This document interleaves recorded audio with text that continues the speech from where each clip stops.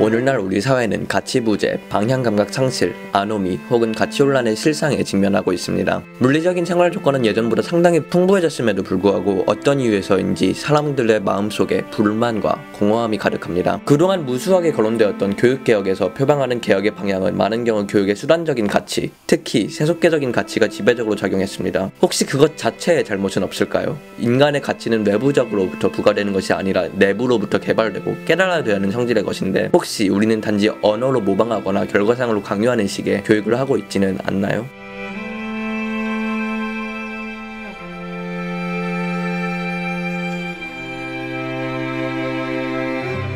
하나의 사건은 그것을 평가하는 기준의 선택에 따라 가치 있거나 무가치할 수 있습니다. 이처럼 가치의 실현이라고 해도 우리가 처한 세계와 입장에 따라 그 의미는 달라지기 때문에 가치 변별이 중요한 과제로 등장합니다. 가치관은 상호 충돌과 시험을 거쳐 정립되어 왔습니다. 우리의 오랜 경험을 통해서 금의 가치는 무게로 그리고 전등의 가치는 밝기로 평가하는 것이 옳다라는 것이 판명되었습니다. 마찬가지로 서로 다른 세계는 그 분야에 맞는 기준이 적용될 때 정당하게 평가될 수 있습니다. 예컨대 정치계는 정치적 가치에 의해서 평가하고 경제계는 경제적 가치에 의해서 평가하는 것이 원칙입니다. 서로 다른 기준을 가진 정치계와 경제계를 어느 한쪽의 기준으로 평가하는 것은 세계의 특수성을 무시하는 처사로 인정되고 있습니다. 마찬가지로 정치나 경제라는 세속계적인 기능에 비추어 수도계를 평가하는 것도 수도계의 자율성을 해치는 결과를 가져옵니다.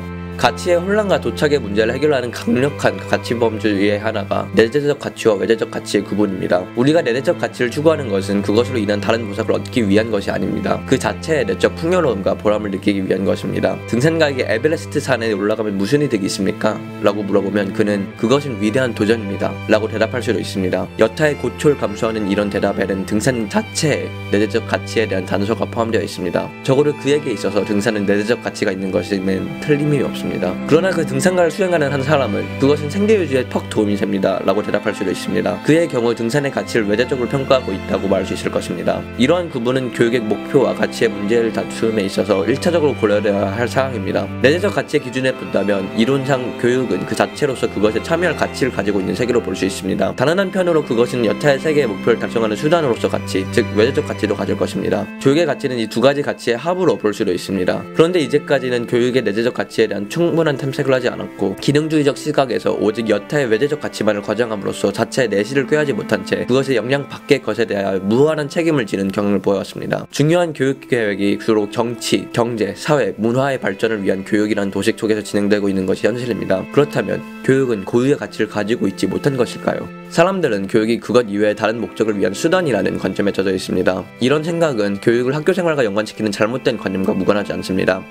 국가는 다른 분야의 수단이라는 관점에서 학교를 지원해왔고 개인은 지위나 보수와 같은 외재적 보상을 위해 학교에 다닙니다. 그러나 인류의 역사나 혹은 우리 생활의 곳곳을 면밀하게 검토하면 무보수 혹은 생명의 위협에도 불구하고 교육에 종사하는 특수한 사례들이 있습니다. 우리는 이러한 세계들에 관심을 가질 필요가 있습니다. 우리는 앞서 수로계에서는 모든 영광이 그것의 최정상의 품위를 차지하고 있는 사람들에게 주어지지만 교육에서는 낮은 품위가 더 높은 품위를 생산해내는 토대로서 가치를 인정받음을 확인한 바 있습니다. 오히려 교육에서는 품위의 불완전함을 인정하고 그것을 개선하는 교육에 성실하게 종사하는 것을 더 높이 평가합니다. 이 점에서 원칙상 교육의 내재적 가치는 그것이 소재로 삼는 수도계의 가치와는 독립적입니다. 하지만 수도계와 교육계 각각의 가치는 서로 미묘한 관계를 가지고 있습니다. 수도계적 가치의 입증은 철학적 분석이나 논리적인 정당화 이상을 요구합니다. 남이 가치 있다고 인정하는 이유 때문에 그 가치를 수용하는 것은 수도계적인 가치라고 할 수 없습니다.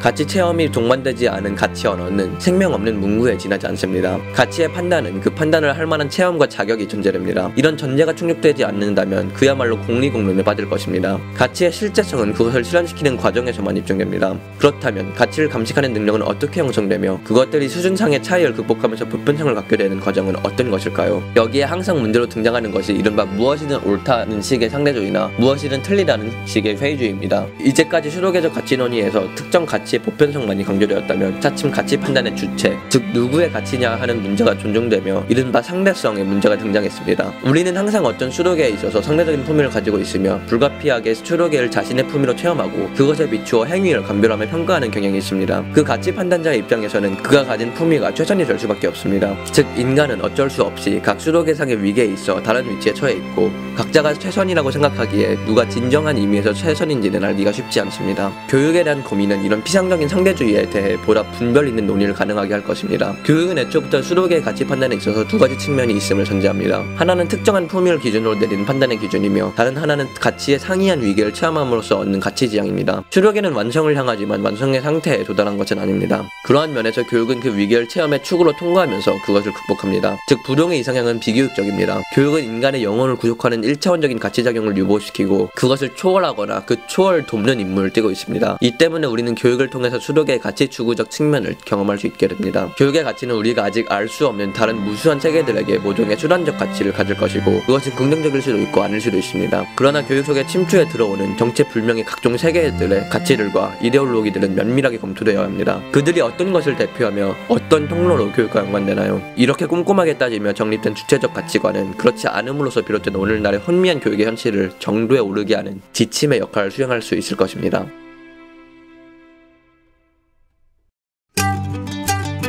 이번 영상은 짧아서 좋네요. 코가 박혀도 좀 코맹맹이 소리가 나던데 아무튼 그렇습니다. 어떤가요? 내용? 좋지 않나요?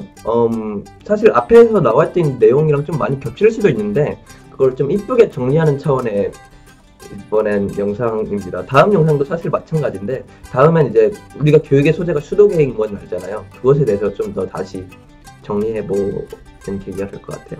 아무튼 그럼 다음 영상에서 뵙겠습니다. 다음에 봬요.